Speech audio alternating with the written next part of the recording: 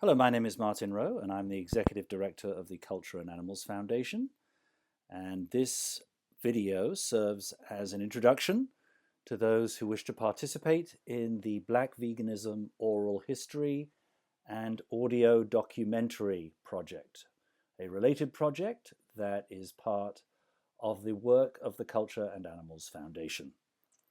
So some of you may know me already, but I used to be the publisher at Lantern Books, at which I published a number of books, including Afroism by Af and Sil Coe, Racism as Zoological Witchcraft by AFCO, Anti-Racism in Animal Advocacy, which was an anthology, a book on living the 1963 Birmingham campaign's promise of peace as part of the civil rights movement by Elise Lane, a book on supremacism as it is expressed in race, gender, and the maltreatment of animals by Peter Marsh, and two major anthologies, Brother Vegan, edited by Omowale Adewale, and Sister Vegan by Breeze Harper, both of which had 25 or so articles, poems, interviews on being a woman-identified or man-identified vegan of all different kinds.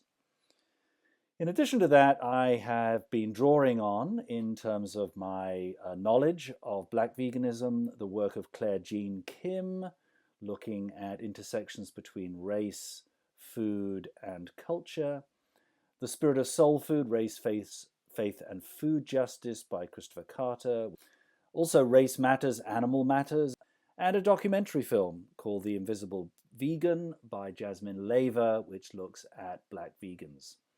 So this is the world in which I have been engaged for a number of years, and the information that I've been drawing upon for the Black Veganism Oral History Project. So now a little bit why the Culture and Animals Foundation, which is the organization I now head, is interested in pursuing this project. Well, CAF, the Culture and Animals Foundation, sits at the intersection of the arts, advocacy, and scholarship. I was, not when I was the director, but I was involved in the last major oral history project, which occurred between 1999 and 2004, and involved the interviewing of 18 animal advocates, the archives of which are now at the Columbia University Oral History Archives. CAF itself has experience working with historical archives via the Animal Welfare and Animal Rights Archives at North Carolina State University, where our co-founder, Tom Reagan, who wrote The Case for Animal Rights, was a professor of philosophy for 34 years. He established his archive, as well as our archives, at the North Carolina State University libraries, and since then, the archives have expanded to include the entire archives of the Humane Society of the United States, the digital archives of the ASPCA, independent individuals' archives, as well as other institutional organizational archives.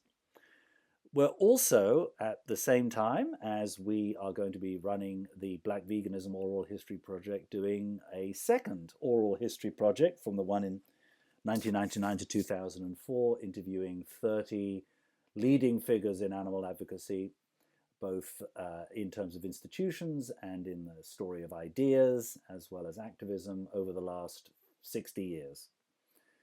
We've already produced an audio documentary, which is the second part of this particular project, called Martin's Act at 200, which looks at 200 years of animal advocacy since the passage of the Cruel Treatment Against Cattle Act on July the 22nd, 1822, and the legal efforts to increase animal welfare since. So that's a 6-part audio documentary that we produced in 2022. And most importantly, we've received some funding to do all of these things: the Oral History Project, the Black Veganism Oral History Project, and a little bit of money to create a teaser for the audio documentary project. So that's why we're involved in this, and that's why I'm producing this PowerPoint. All right, so now let's talk a little bit about oral history and why oral history is a valuable means of recording the past. Well, it's excellent for scholarly research and as a pedagogical tool, Obviously, the individual's voice is heard that might be important in history, and it's also a valuable teaching tool for people who want a more immediate sense of history than a book or by the person or a book by somebody else about those times.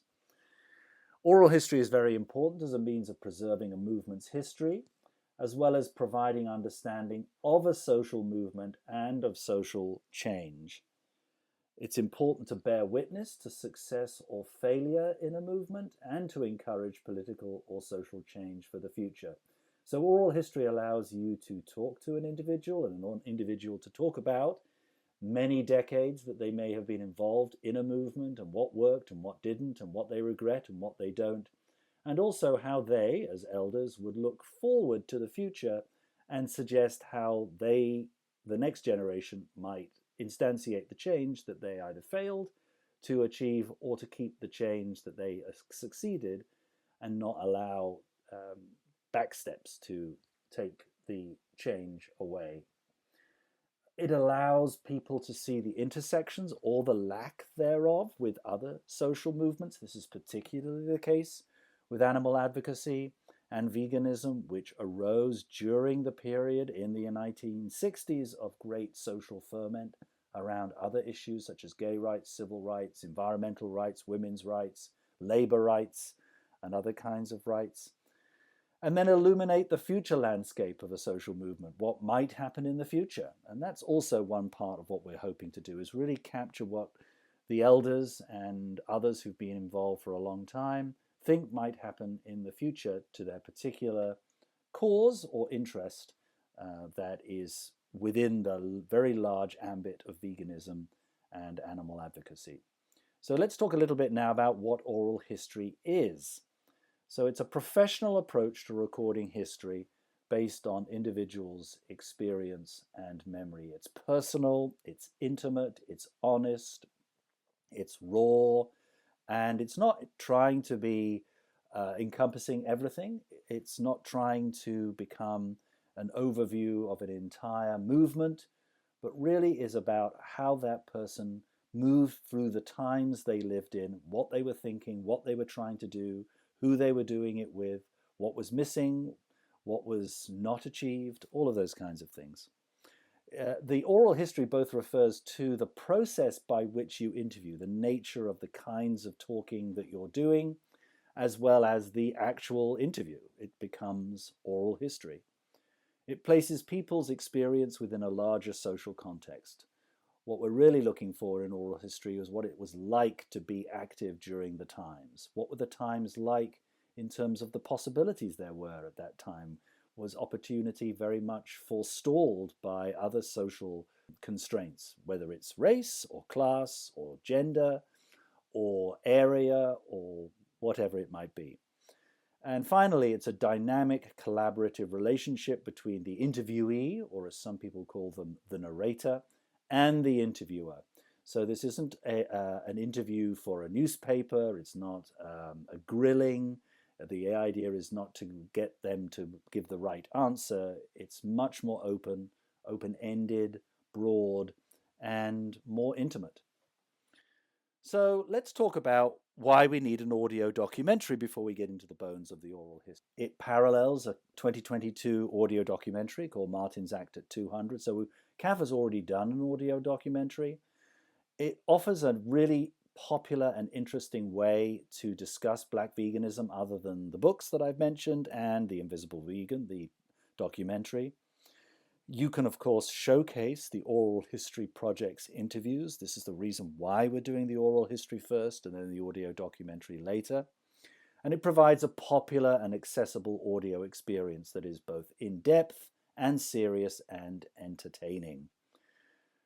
We are also at CAF hopefully going to do in 2026 and 2027 audio documentaries on animal advocacy and veganism in South Asia, East Asia, Africa, South America, non-Anglophone Europe, and among indigenous communities. So these will be 6 one-hour audio documentaries alongside the Black Veganism audio documentary and the oral history documentary, which will, I believe, present an extraordinarily encompassing analysis and experiential overview and history of veganism and animal advocacy around the world, making clear that this work has not just been the work of white Anglo-Saxon, Anglo-Americans engaged in abstract philosophy, but it actually has been a lived experience for peoples all over the world, engaging with all different aspects of their culture and social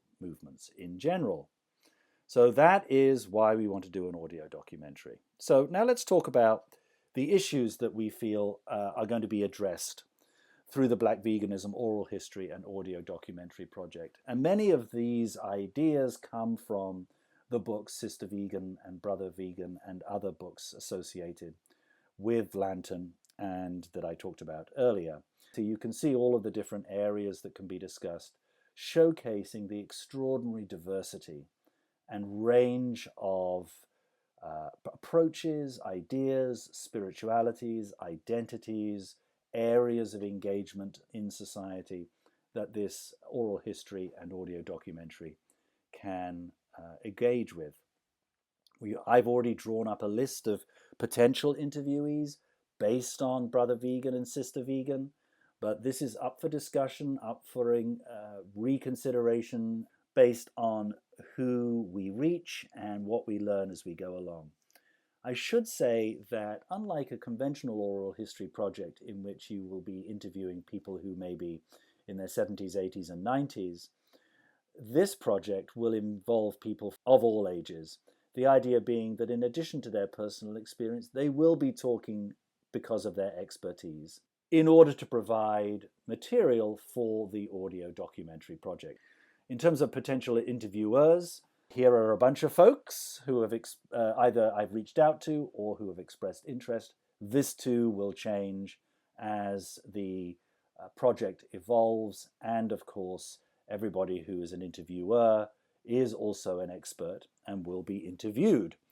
So why do we want to do this oral history and audio documentary project? Well, there are a number of different ways that we think this is a very valuable experience. First of all, it's important to record the thinking and lived experience of Black vegans who have decades of knowledge and activism collectively. That record will then be made available for scholars to examine, activists to learn from, and people to be inspired by.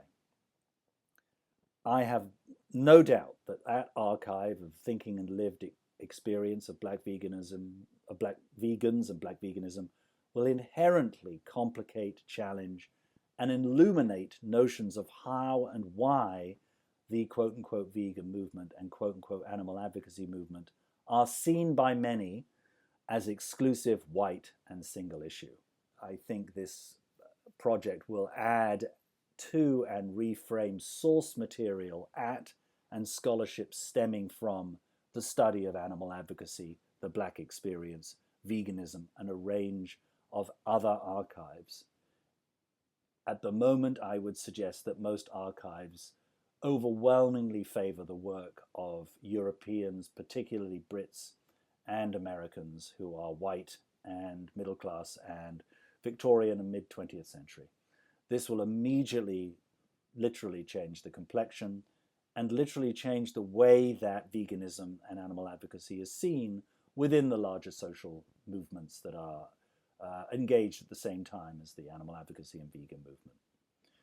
To that extent, this work will expand and deepen the archives, reflecting not only a much more fully realized Black consciousness applied to veganism and animal advocacy, but also illustrate how veganism and animal advocacy are, or should and could be, embedded in other social justice movements, such as those advocating for civil rights, gay rights, environmental rights, women's rights, and enfranchisement and labor campaigns, and inherently show how veganism and animal advocacy are not peripheral concerns for other social movements, but valuable tools by which to understand them.